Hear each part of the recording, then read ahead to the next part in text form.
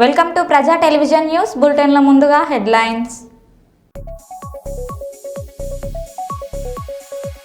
Narsapuram జేసికిలే convent వద్ద విశ్వ హిందూ పరిషత్ ఆధ్వర్యంలో భవానీ అయ్యప్ప మాలదారులు ఆందోళన.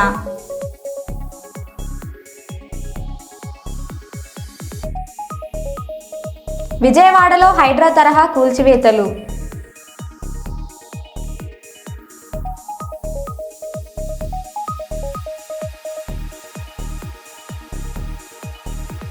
కల్లూరులోని శ్రీ శ్రీ శ్రీ అవధూత రామిరెడ్డి తాత మహారాజు ఆలయంలో దత్తాత్రేయుని జయంతి వేడుకలు.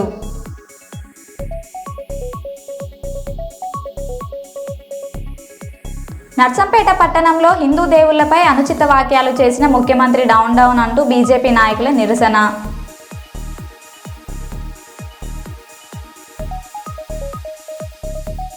పవన్ కళ్యాణ్ వ్యాఖ్యలపై కవిత ఫైర్.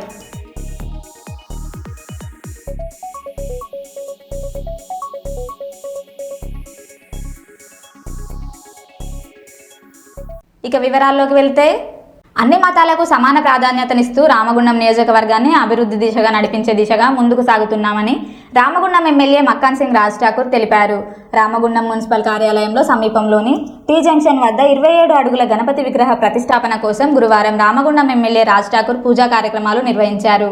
వేద పండితులు వజ్జల వెంకటేశ్వర్లు ఎమ్మెల్యే దంపతులచే పూజా కార్యక్రమాలను చేపట్టారు. ఈ సందర్భంగా ఎమ్మెల్యే మాట్లాడారు. ఈ కార్యక్రమంలో కాంగ్రెస్ పార్టీ నాయకులు దీటి బాలరాజు, జాలి రాజమణి, కొలిపాక సుజాత, ఆసిఫ్ పాషా, తానిపర్తి గోపాలరావు, బాలరాజ్ కుమార్, కుందూరు శ్రీనివాసరెడ్డి, ఏబీసీ రెడ్డి, ధూళికట్ట సతీష్, ఉల్లంగుల రమేష్, బర్ల స్వామి, పాతిపెల్లి ఎల్లయ్య, గడ్డం శ్రీనివాస్, మంతని సంపత్, వ్యాపారస్తులు సునీల్, భిక్షపతి, చంద్రమౌళి తదితరులు పాల్గొన్నారు.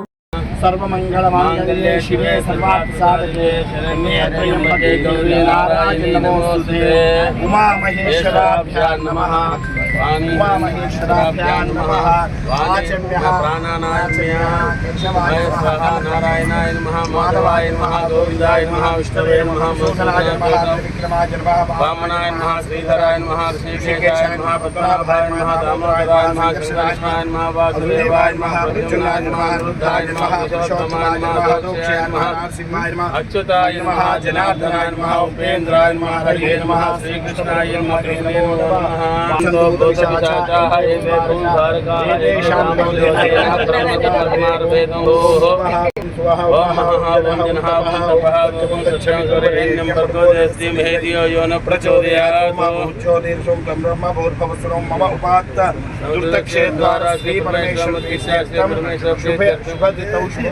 विशेष विशिष्टायां शुभदितौ अस्य रामकुंडं ग्रामे सर्वे जनेभ्यः नाना गोत्रोद्भवस्य नाना नामधेयस्य मोक्ष चतुर्थ पृथ्वी पूजनं करिष्ये पृथ्वी दत्तायामि ब्रह्मण वन्दमानस्यासः तेजमानवर्ते वर्ण अपतिर्जगं समानाय वरुणभावायां स्थापयामि ध्यानं समर्पयामि भवते चंद्रमा बोलो गणेश की जय बोलो गणेश महाराज की बोलो गणेश महाराज की दया दर्शयामि शुद्ध आचमन्यं समर्पयामि रक्षां धारयामि नित्यश्रेयस्तुः नित्यमङ्गलम् అద్భుతమైన నగరంగా ఒక ప్రణాళికబద్ధంగా ఒక సంకల్పంతో చేసే ప్రయత్నం చేస్తూ ఉన్నాం. ఈరోజు రాముడు నడిచిన నేల, రాముని గుండాలు. కాకతీయుల కాలం ముందు త్రిలింగేశ్వరాలయం, అనేక ప్రాంతాల్లో అనేక గుళ్ళు ఉన్నటువంటి ప్రాంతం. అద్భుతంగా తీర్చిదిద్దాల్సిన అవసరం గతం నుంచి ఉన్నాయి కూడా. కొన్ని శిథిలావస్థలు ఉంటే, కొన్ని నిర్లక్ష్యానికి గురైంది. ఈరోజు ఈ యొక్క పుణ్యక్షేత్రంలో ఈ ఒక్క ప్రాంతమే కాదు, దీనికి దగ్గరలో ఉన్నటువంటి కాళేశ్వరం, దగ్గరలో ఉన్నటువంటి కోటిలింగాల, దగ్గరలో ఉన్నటువంటి ధర్మపురి, దగ్గరలో ఉన్నటువంటి నరసింహస్వామి సుందిల్ల, రాముని గుండాలు, లింగేశ్వరం, జనగామ, మన దగ్గర రామాలయం, శివాలయం, రాముని జనగామ రామగుండంలో అక్కడ ఒక శివాలయం, రామాలయాలు చరిత్రాత్మకమైనవి. ప్రతి పల్లెలో ప్రతి ప్రాంతాల్లో ఉన్నాయి. ఈ మధ్య కాలంలో పెద్ద ఎత్తున మరి ధనుర్బాణ ఆంజనేయుడు రావడం, అది అద్భుతంగా కడతాను అందరికీ తెలిసిందే. ఈరోజు సమ్మక్క సారక్కలు సుమారుగా 5 నుంచి 6 కోట్ల రూపాయల పైన అవుతా ఉంది. దాన్ని నిర్మిస్తాం. దానికి తోడుగా మీడియా మిత్రులు, అధికారులు సహకరిస్తున్నారు. తీరుతూ మరి రాష్ట్ర ముఖ్యమంత్రి రేవంత్ రెడ్డి గారు ప్రత్యేకమైన దృష్టి, డిప్యూటీ చీఫ్ మినిస్టర్ పొట్టి విక్రమార్క గారు, టోటల్ క్యాబినెట్తో పాటు ముఖ్యంగా మా నాయకుడు శ్రీధర్ బాబు గారు సహకారంతో అత్యద్భుతంగా చుట్టుపక్కల ఉన్న శాసనసభ్యులందరి సహకారంతో ఇవాళ రామగుండం పునర్నిర్మాణం చేసే కార్యక్రమం జరుగుతూ ఉంది.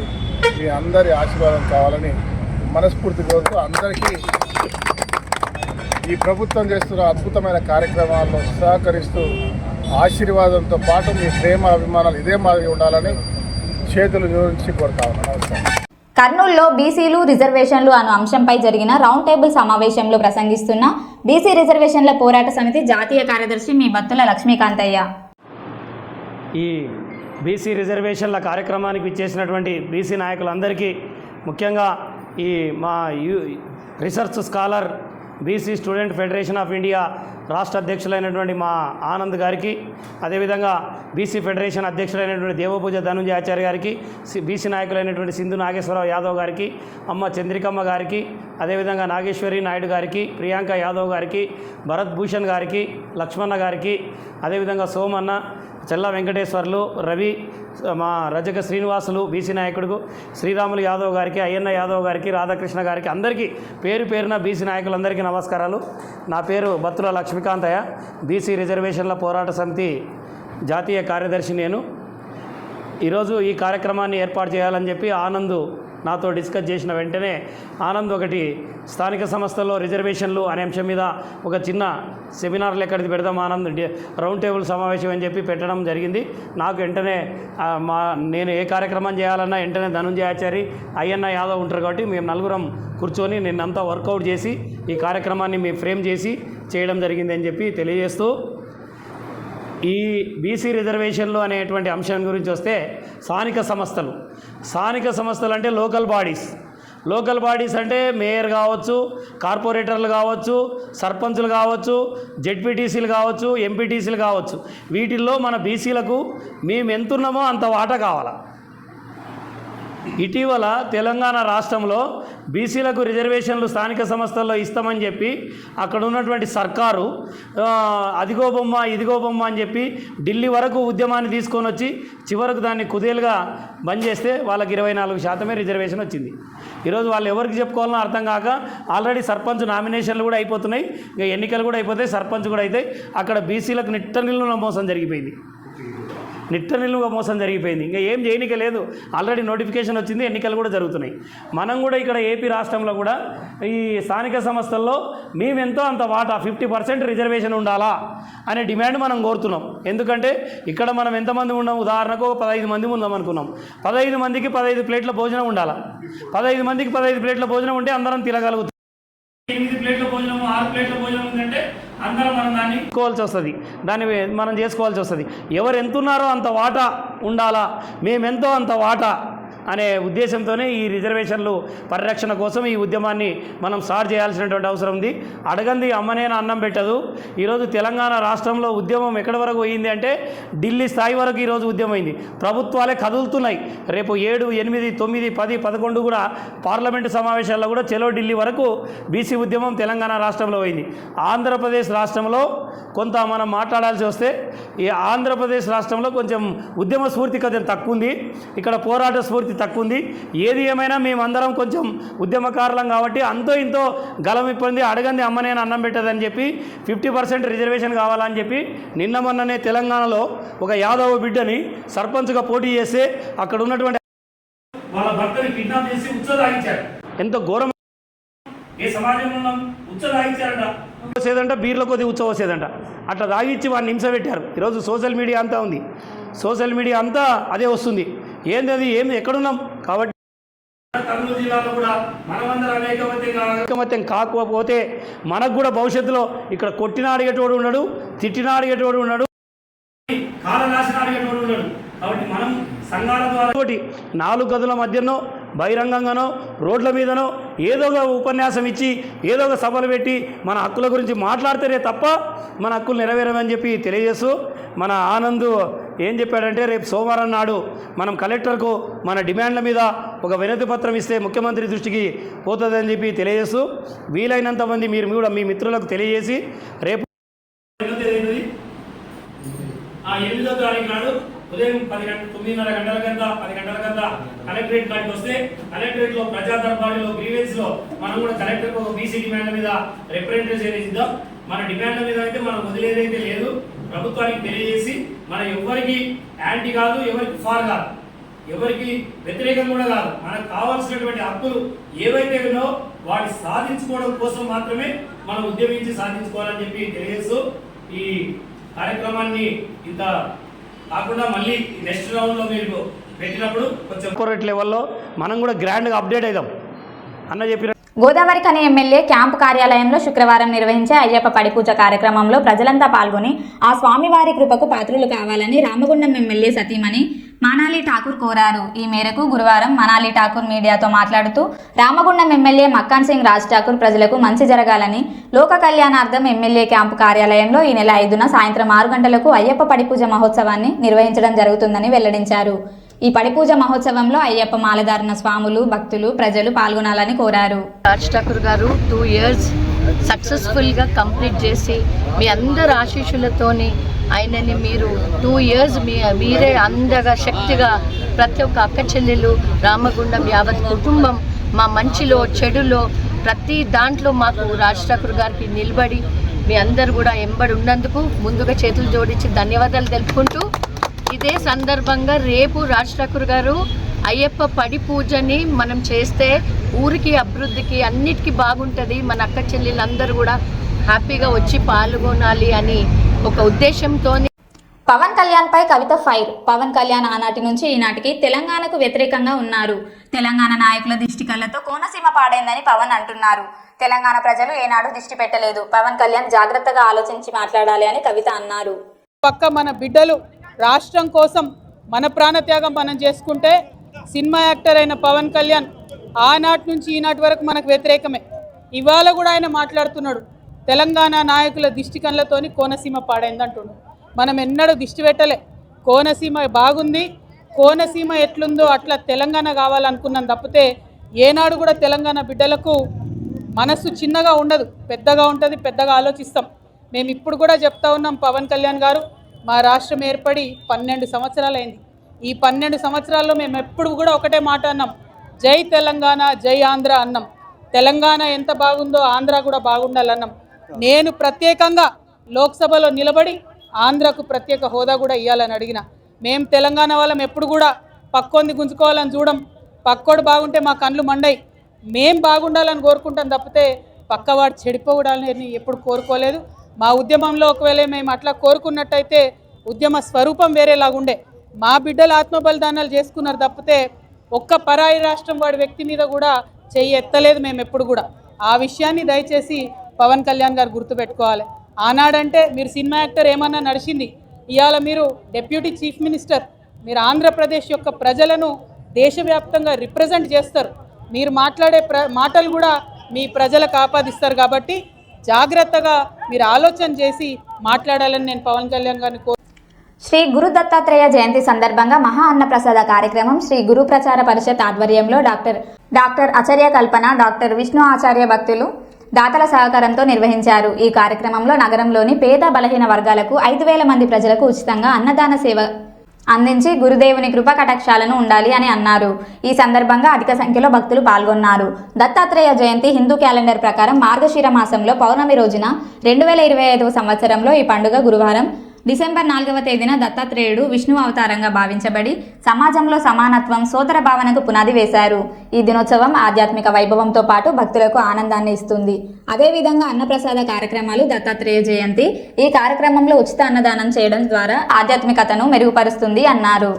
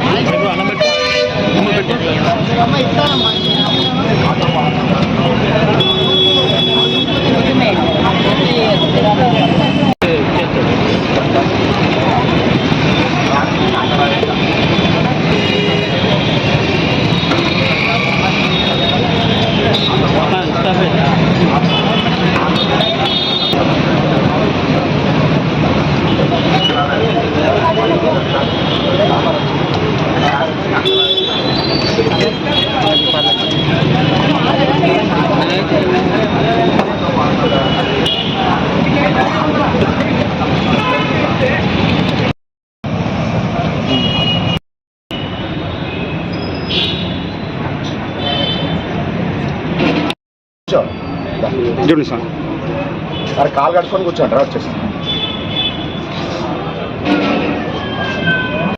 శ్రీ గురుదత్త జై గురుదత్త. మహాసంకల్పము మహా అన్నప్రసాద వితరణ మార్గశిర పౌర్ణమి శ్రీ గురు దత్తాత్రేయ జయంతి సందర్భంగా ఈ మహాసంకల్పంలో 5,000 మందికి అన్నప్రసాద వితరణ చేయడం జరుగుతుంది. అలాగే ప్రతి పౌర్ణమికి కూడా అన్నప్రసాద వితరణ చేయడం జరుగుతుంది. ప్రతి పౌర్ణమికి మేము స్వయం పాకంగా చేసి కట్టెలు కొట్టుకొని తీసుకొచ్చి అన్నాన్ని ప్రసాదంగా మార్చి భక్తులకు నివేదించడం జరుగుతుంది. ఈ పౌర్ణమి రోజు కనుక భక్తుడు అన్నం సేవిస్తే, అన్నం పరబ్రహ్మ స్వరూపం, అన్నం సేవిస్తే 15 రోజులు శక్తి కలిగి ఉంటాడు. అందుకని చెప్పేసి ఈ శ్రీ గురు దత్తాత్రేయ జయంతి సందర్భంగా మేము గత 5 సంవత్సరాల నుంచి ఈ మహా అన్నప్రసాద వితరణ చేయడం జరుగుతుంది. ఈ మహాసంకల్పంలో 5,000 మందికి పైచిలుకుగా భక్తులు పాల్గొంటారు. ఈ భక్తులు పాల్గొన్న వాళ్ళందరూ కూడా నూతనీతనంగా చైతన్యంగా నింపుకొని, మనసు నిండా గురుతత్వం నింపుకొని ఇంట్లో చైతన్య రూపంగా ఉంటారు. భక్తులు అనేక సంఖ్యలో పాల్గొంటారు. జై గురుదత్త, శ్రీ గురుదత్త. కాకినాడ జిల్లా పిఠాపురం గొల్లప్రోలు మండలం చేబ్రోలు ప్రాథమిక ఆరోగ్య కేంద్రానికి తాళం. వైద్యం అందక వ్యక్తి మృతిపై స్పందించిన జిల్లా వైద్య ఆరోగ్య శాఖ అధికారులు. Chebrolu PHC doctor Sai Ratan suspend. Staff nurse కు షోకాజ్ నోటీస్ జారీ చేసిన కాకినాడ జిల్లా DM and HO Narasimhanayak. Duty roster వేయడం మరియు అత్యవసర విధులు నిర్వహించడంలో డాక్టర్ సాయి రతన్ను వైఫల్యం చెందాడంటూ నిర్ధారించిన DM and HO Narasimhanayak Tallarevu పనిచేస్తున్న వైద్యాధికారి డాక్టర్ సురేష్ కుమార్ని చేబ్రోలుకు పిహెచ్సి డిప్యూటేషన్ వేసిన అధికారులు. డిప్యూటేషన్ పై ఉన్న స్టాఫ్ నర్స్ని తక్షణం చేబ్రోలు పిహెచ్సిలో రిపోర్ట్ చేయవలసిందిగా ఆదేశాలు.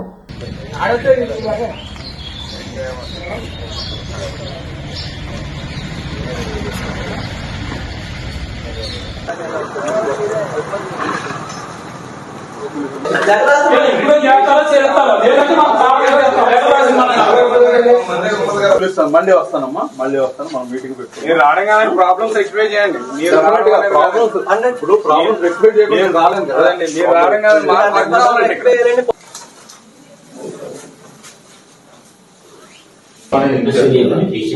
అమ్మాయి అయితే ఉందా? ఎక్కడ ఉంటున్నావు? చూసుకో, ఇక్కడ ఉండవు కదా హెడ్ క్వార్టర్స్ లో. ఎమర్జెన్సీ వస్తే ఎలా అటెండ్ అవుతావు?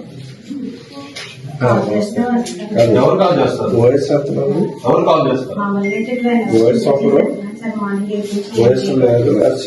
అదేనమ్మా, నైట్ ఎమర్జెన్సీ ఏదైనా అవసరం వస్తే రాకూడదా? మీరు మరి మీరు ఎక్కడో అవైలబుల్ గా లేకపోతే ఎలాగా?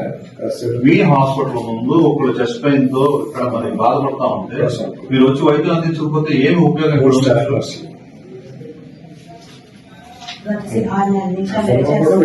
ఏం చేస్తున్నారు? అవునమ్మా, ఇప్పుడు పగల రెస్ట్ తీసుకున్నాం, నైట్ చేయడానికి ఏంటి? 24 hours రన్ చేశారు హాస్పిటల్. 24 గంటలు డ్యూటీలు ఉంటాయి. హెల్త్ స్టాఫ్ 24 గంటలు డ్యూటీ ఉంటుంది. ఎమర్జెన్సీ ఎప్పుడైనా రావచ్చు. పగలన్నా ఒకటే, రాత్రులన్నా ఒకటే. ఎప్పుడు పని చేయమంటే అప్పుడు 8 గంటలు పని చేయాలి.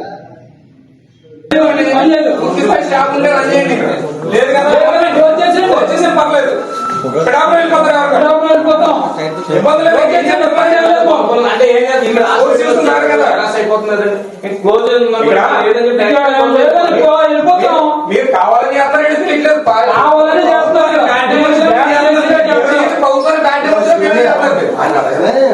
క్యాబ్ లేకపోతే చెప్పేసి అన్నారంటే మీకు లెటర్లు పెడుతున్నాం. మీరు దాని గురించి యాక్షన్ తీసుకుంటలేదు, ఏం చేయట్లేదు.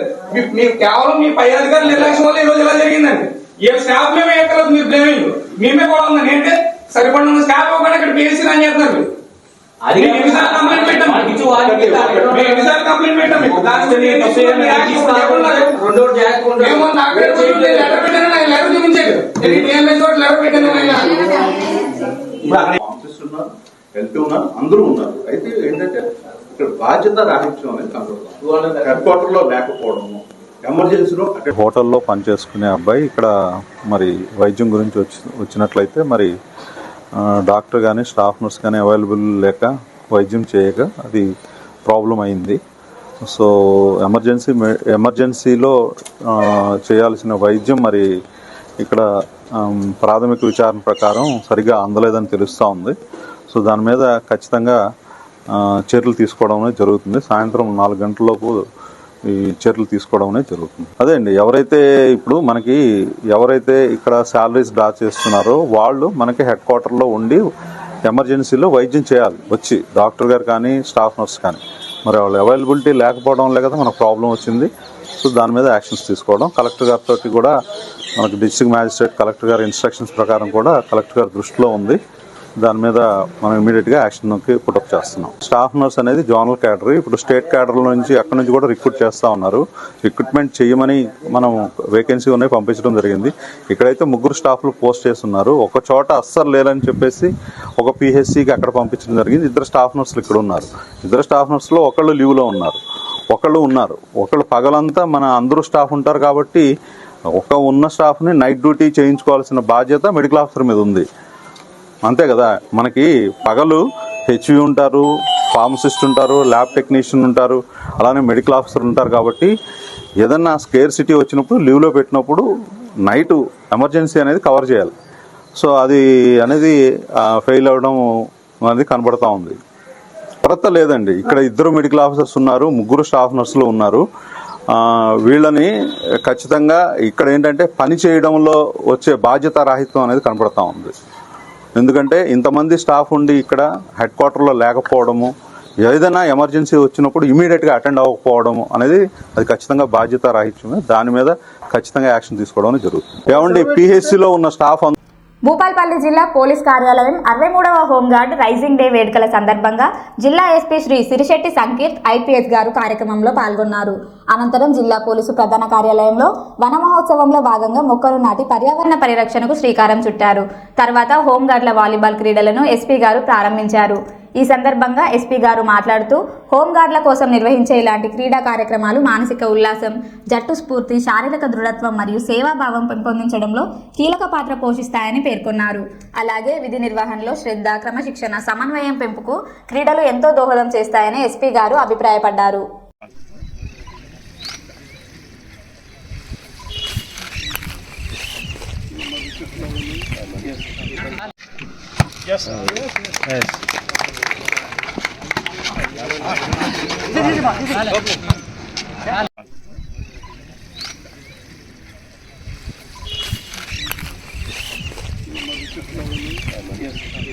హైదరాబాద్లో మరోసారి కోట్లు పలికిన కోకాపేట భూములు. ₹131 కోట్లు పలికిన ఎకరం భూమి. ప్లాట్ నెంబర్ 19లో 4 ఎకరాలకు ₹524 కోట్ల ఆదాయం. ప్లాట్ నెంబర్ 20 కోసం కొనసాగుతున్న వేలం.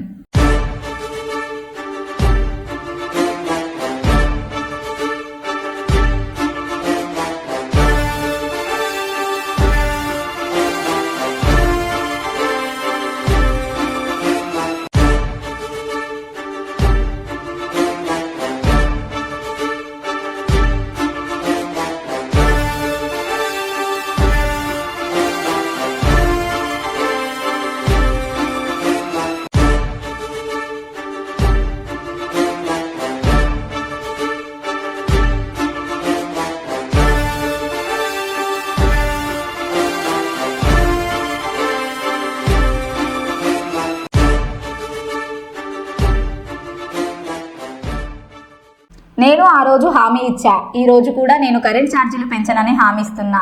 కరెంట్ ఛార్జీలు పెంచనని మరోసారి చెప్తున్నా అని సీఎం చంద్రబాబు అన్నారు. ఈరోజు కరెంట్ ఉంది. కరెంట్ విషయంలో మీరు ఒకసారి చూస్తే నేను సమస్యను పరిష్కారం చేయగలుగుతున్నాను. అస్తవ్యస్తం చేసి వెళ్లారు. నేను ఆ రోజు హామీ ఇచ్చాను, నేను కరెంటు ఛార్జీలు పెంచనని చెప్పా. కరెంటు ఛార్జీలు పెంచనని మరొకసారి మీ అందరికీ విజ్ఞప్తి చేస్తున్నా. నిన్నే రివ్యూ చేశాను. ఎందుకంటే అనేకమైన వినూత్నమైన కార్యక్రమాలతో ముందుకు పోయాం. ఇంటి మీదనే కరెంటు తయారు చేసుకోవడం, సోలార్ ఉత్పత్తి చేసుకోవడం, మీ పొలంలోనే కరెంటు ఉత్పత్తి చేసుకోవడం కుసుమ్ ద్వారా, ఇంకా అవసరం సబ్ స్టేషన్లోనే కరెంటు ఉత్పత్తి చేసి అక్కడే ఇచ్చి ట్రాన్స్మిషన్ లాసెస్ తగ్గించడం, ఇలాంటి వినూత్నమైన కార్యక్రమాల ద్వారా భవిష్యత్తులో కరెంటు ఛార్జీలు పెంచకుండా క్వాలిటీ కరెంట్ ఇచ్చే పరిస్థితికి వస్తాం. కర్నూలు నగరంలోని 48వ వార్డు రోజా వీధిలో రోజా మహిళా ఐక్య సంఘం అధ్యక్షురాలు మీసాల సుమలత ఇంట్లో బొప్పాయి చెట్టుకు పండ్లు ఇరుగకాసేయడంతో చూపర్లు ఆనందాన్ని వ్యక్తం చేశారు.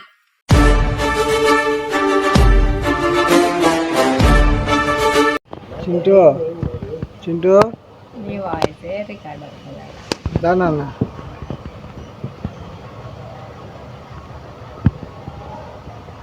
ఎన్ని పనులు ఇంకా మొలుస్తా ఉన్నాయి పనులు.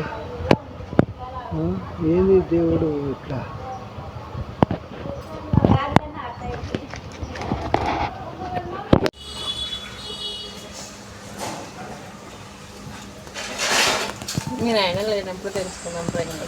మరో బులెటిన్లో మళ్ళీ కలుద్దాం. Stay tune.